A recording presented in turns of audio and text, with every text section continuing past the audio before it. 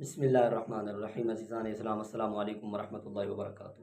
عزیزم، آج کی ہماری یہ مختصر سی گفتگو مسئلہ فدق کے حوالے سے ہے کہ آیا مسئلہ فدق اہل بیت کی نظر میں کیا حیثیت رکھتا ہے۔ پہلے بھی میں حوالے عرض کر چکا ہوں، لیکن مزید دو ایسے حوالہ جات مجھے ملے ہیں جو نہایت ہی اہم ہیں اور آخری حوالہ جات ہیں کہ مسئلہ فدق کی جو حیثیت ہے وہ اہل بیت کے ہاں کیا ہے۔ اور یہ جو میں حوالے دینے لگا ہوں اس باب کے اندر وہ تمام اہل تشیع کی کتب سے ہیں، اہل سنت کی کتب سے نہیں ہے، اہل تشیع کی کتب سے۔ آپ سنیں، افادہ اور استفادہ یقینی بنیں اور محبتوں کے جو سما ہے اس سے وابستہ ہو جائیں، منسلک ہو جائیں۔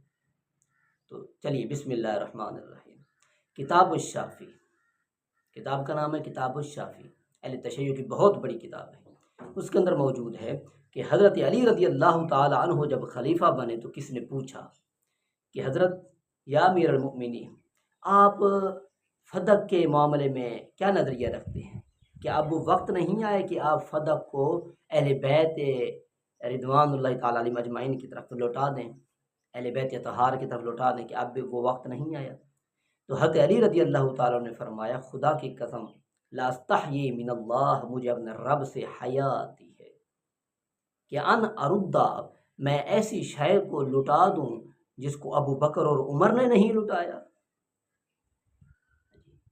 میں ایسا فیصلہ کر دوں جو فیصلہ ابو بکر نے نہیں کیا، میرے دوست عمر نے نہیں کیا، میں ایسی چیز کو لٹا دوں، ایسا فیصلہ کر دوں جو ان کے خلاف جاتا ہو، میں نہیں کر سکتا۔ جو فیصلہ ابو بکر نے کیا تھا فیصلہ وہی رہے گا، جو فیصلہ عمر نے کیا تھا فیصلہ وہی رہے گا۔ یہ کتاب الشافی کے اندر موجود ہے، اور الفاظ کیا ہیں؟ لا استحیی من اللہ، مجھے اللہ سے حیا آتی ہے، من الناس نہیں، من العباد نہیں، کہ بندوں سے حیا آتی ہے۔ یہ الفاظ ہوتے تو شاید ہم کہہ سکتے کہ یہ تقیہ ہے، یہ تقیہ پر مبنی الفاظ نہیں۔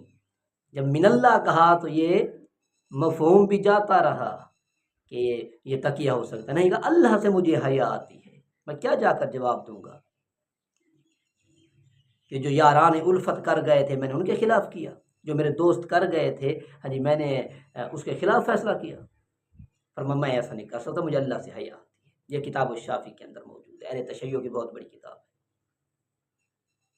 جی، دوسرا حوالہ ابو بکر الجوہری کے حوالے سے ابن الحدید نے لکھا ہے، علامہ ابن الحدید نے شرح نہج البلاغہ کے اندر 20 جلدوں کی شرح ہے۔ میں اس عالم کی حیثیت بیان کر چکا ہوں پہلے کہ وہ کون تھے۔ وہ لکھتے ہیں کہ حضرت زید ابن علی، امام زین العابدین کے بیٹے تھے، امام زید امام باقر کے بھائی تھے۔ امام زین العابدین رضی اللہ تعالی عنہ سے کسی نے پوچھا کہ اے صاحبزادے، اے امام محترم، اب یہ بتائیں کیا ابو بکر عمر نے آپ کے حق پر ڈاکہ مالا؟ کیا ابو بکر نے جو فیصلہ کیا تھا فدق کے حوالے سے وہ صحیح تھا؟ تو آپ نے فوراً برجستہ جواب دیا کہ جو فیصلہ ابو بکر نے کیا تھا وہی حق تھا، اگر میں ان کی جگہ پر ہوتا میں بھی وہی فیصلہ کرتا جو ابو بکر نے کیا تھا۔ جو کس نے کیا تھا؟ ابو بکر نے کیا تھا۔ یہ ابن الحدید نے لکھا ہے، اور یہی وجہ ہے، اسی وجہ سے آپ کو لوگ چھوڑ کر چلے گئے، اسی وجہ سے لوگ آپ کو نہیں مانتے۔ جب 12 امام گنواتے امام زید کو نہیں گنواتے، حالانکہ امام زید بہت بڑے عالم تھے، بہت بڑے امام تھے، امام باقر کے بھائی تھے، اور حاکم وقت کے خلاف وہ اٹھے، حاکم وقت کے خلاف انہوں نے جہاد کا علم بلند کیا، اور اسی پاداش میں پھر انہیں سولی پر لٹکا دیا گیا۔ کافی عرصہ سولی پر وہ لٹکے رہے، اللہ کی رحمت ہو ان پر۔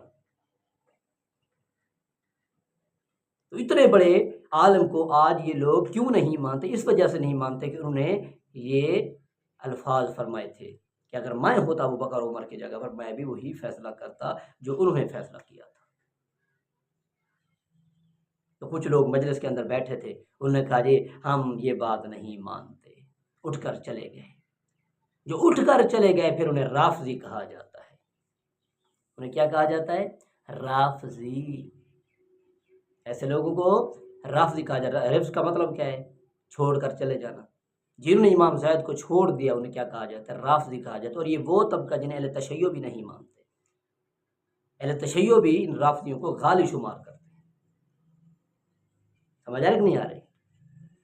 مان جو بات امام زین عابدین کے صاحبزادے حضرت زید نے کی تھی وہی بات تو حضرت علی نے کی تھی، امام باقر نے کی تھی، لیکن انہیں ماننے پر یہ مجبور ہیں۔ اگر انہیں نہیں مانتے تو کچھ نہیں بچتا، سب کچھ جاتا ہے۔ انہیں مانتے ہیں لیکن امام زید کو نہیں مانتے۔ یہ دوہرا معیار ہے۔ خیر، اللہ تبارک و تعالی ہم سب کو تاریخ کے ساتھ، واقعات کے ساتھ، روایات کے ساتھ انصاف کرنے کی توفیق عطا فرمائے۔ جو روایات کے اندر موجود ہے اللہ تعالی ہمیں سب کچھ پڑھنے کی توفیق عطا فرمائے، کچھ نہ چھوڑنے کی توفیق عطا فرمائے، سب کچھ بیان کرنے کی توفیق عطا فرمائے، تب ہی جا کر جمعیت آ سکتی ہے۔ اگر کچھ بیان کر دیا جو اپنے مطلب کا ہو اور جو مطلب میں نہ اسے چھوڑ دیں تو پھر نہ جمعیت آ سکتی ہے، نہ انقلاب آ سکتا ہے، نہ ہی پھر خلافت آ سکتی ہے۔